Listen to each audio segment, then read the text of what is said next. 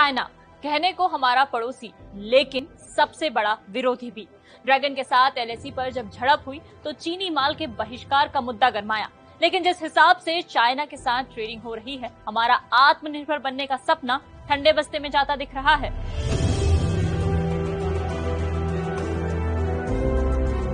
China Bharat का सबसे बड़ा ट्रेडिंग पार्टनर बना हुआ है। ये हाल तब है जब 2020 में गलवान संघर्ष के बाद चीनी माल के बहिष्कार और भारत समेत कई देशों ने कोरोना महामारी आने के बाद चीन पर निर्भरता कम करने की बात की थी।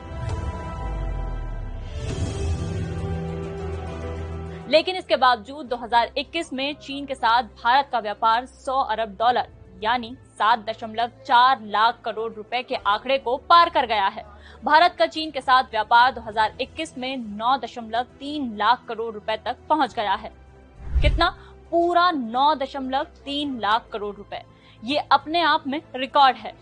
इसमें से भारत ने चीन से 7.2 लाख करोड़ रुपए का सामान खरीदा, वहीं बचे हुए 2 लाख करोड़ रुपए का सामान उसे बेचा। ऐसे में आत्मनिर्भरता वाला प्लान कहां गया, किसी को नहीं पता।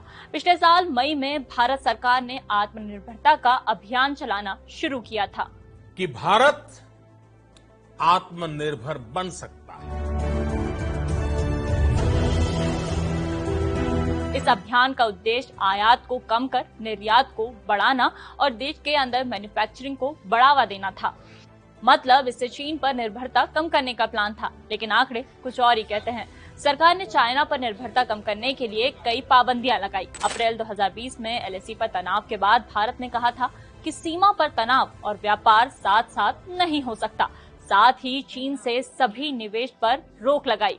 कड़े प्रतिबंधों से टेक और टेलीकॉम स्पेस में अलीबाबा और टेंसेंट जैसे टेक दिग्गज के निवेश अचानक रुके। सुरक्षा का कारण बताकर 200 से ज्यादा चीनी ऐप्स पर पाबंदी लगाई गई।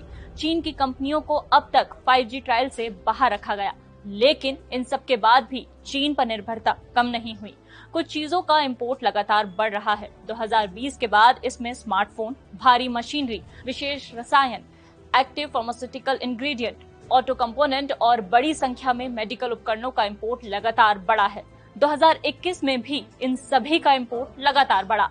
इसके साथ ही लैपटॉप, कंप्यूटर, ऑक्सीजन कंसंट्रेटर और एसिडिक एसिड जैसे रसायनों के आयात में भारी वृद्धि देखने को मिली है। मतलब साफ है, सरकार की पाबंदी का असर चीन से व्यापार पर नहीं पड़ रहा है। और भी ऐसी खबरों के लिए जुड़े रहें।